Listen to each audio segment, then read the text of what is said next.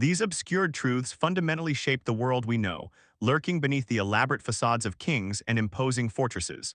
What if the most ornate details were cleverly designed illusions, the ultimate cover-ups? The Umayyad Caliphate's sweeping conquest across North Africa and the Middle East revolutionized the political landscape, influencing vital trade networks and fueling existing religious tensions. This sparked enduring conspiracies and meticulously crafted cover-ups that continue to resonate through history. Why were these cover-ups so critical for societal survival? Picture Rome as a ship slowly sinking from countless minor hull breaches, rather than a single devastating cannon blast. No singular event sealed Rome's fate, but the cumulative effect of these cascading failures undoubtedly did. But how did these smaller collapses combine to create larger historical events?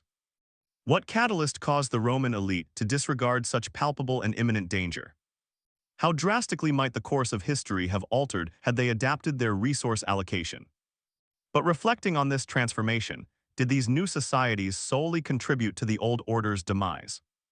It's a textbook example of short-term gains precipitating long-term civilization-ending repercussions. A deal with the devil, essentially. So what indispensable element was lost when taxation became less of a priority? Imagine the profound historical insights embedded within. How profoundly influential would it ultimately become? But here's the astonishing revelation. It was simply lying in wait, preserved. But where exactly did this legal reawakening originate? These isolated monasteries transformed from mere places of pious devotion into surprisingly influential hubs of crucial learning and political maneuvering, ultimately capable of eclipsing even powerful monarchs in both wealth and hidden influence. A parallel silent power, operating just beneath the surface. How did monastic influence affect the broader currents of history? How did Justinian's ambition ultimately alter the overall distribution of power? These migrating forces directly threatened critical supply lines leading to Constantinople. What impact did this persistent disruption have on the region's stability?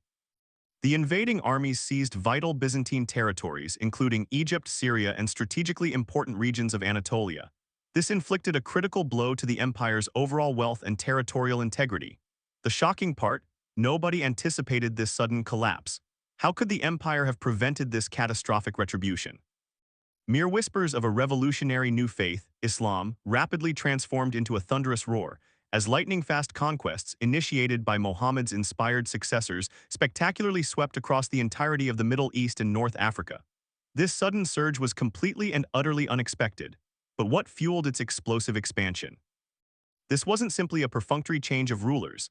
It fundamentally transformed critical trade routes and existing power dynamics throughout the vast Mediterranean region, leaving the once dominant Byzantine Empire reeling from the seismic shift and desperately struggling to adapt. The tapestry threads shifted course once more. How could Byzantium recover from this paradigm shift? Envision history as a grand chess match, empires vying for dominance. The old Roman trade networks, once powerful rooks commanding the board, began to falter. Mediterranean commerce underwent a seismic shift. New alliances blossomed between Frankish merchants in the north and Arab traders to the south. This transformation reshaped the economic landscape of Europe and the Middle East. Could Byzantium, having lost this vital piece, hope to recover? Constantinople, along with other Byzantine centers, began to hemorrhage its economic lifeblood. What single commodity held the greatest value during this time of exchange? This relentless flow of resources decisively tipped the scales. The Byzantine Empire, once a formidable queen, found itself isolated and increasingly insignificant. Its influence waned as its treasury emptied. But how would these tectonic shifts impact the fragmented kingdoms of the West? What novel, perhaps insidious, plots would rise from the ruins of the old Roman order, and who would orchestrate this treacherous new game? How did these tribal societies measure up against the powerful Roman Empire they supplanted? Among these ambitious powers, Pippin's audacious power grab marked a pivotal turning point. A sudden checkmate. Employing cunning propaganda, the Carolingians branded the Merovingians as cruel and incompetent. They seized power by exploiting the volatile political situation. This carefully calculated gamble consolidated their dominion, ruthlessly paving the way for Charlemagne's ascent. In this high-stakes game, was propaganda a more effective weapon for Pippin than a direct military confrontation? But here's the crucial contradiction. This self-proclaimed protector was, above all else, consolidating his own absolute power. Was Charlemagne's commitment to preserving and protecting the papacy genuine or merely a convenient tool? What strategic advantage did Charlemagne gain by positioning himself against the Byzantine Empire? And could the Byzantines mount an effective defense, or was it too late? However, Charlemagne's impressive empire, though stunning to behold, rested upon precarious foundations. The ingrained Frankish tradition of dividing the kingdom among all heirs fomented internal conflict and devastating civil wars. What appeared as strength masked a ticking bomb, destined to shatter into fragments. But why perpetuate this dangerous custom? What specific, predictable problems arose from this perilous power-sharing arrangement? These internal schisms represented only one existential threat. From the north emerged the Vikings. More than mere raiders, they were cunning opportunists, expertly exploiting the kingdom's vulnerabilities. They relentlessly pillaged coastlines throughout Europe, capitalizing on the Carolingian defense's diminished strength. Could the fractured Carolingian realm possibly mount an effective resistance against the relentless Viking onslaught? Then, in 911, in what seemed like a desperate measure, the French granted Vikings permission to settle in a region that would later become known as Normandy. This bold move dramatically reshaped the political terrain of both France and Europe. But what catalyzed this unexpected decision? Was it a less costly decision granting settlements and supplies to the Vikings instead of continuing the devastating wars? We will delve deeper into this question. Why didn't the abundance of crops translate into greater prosperity for the vast majority of people? Was this extreme centralization genuinely more effective as an economic management strategy? But what precipitated this surge in papal power, and could the kings ultimately contain it?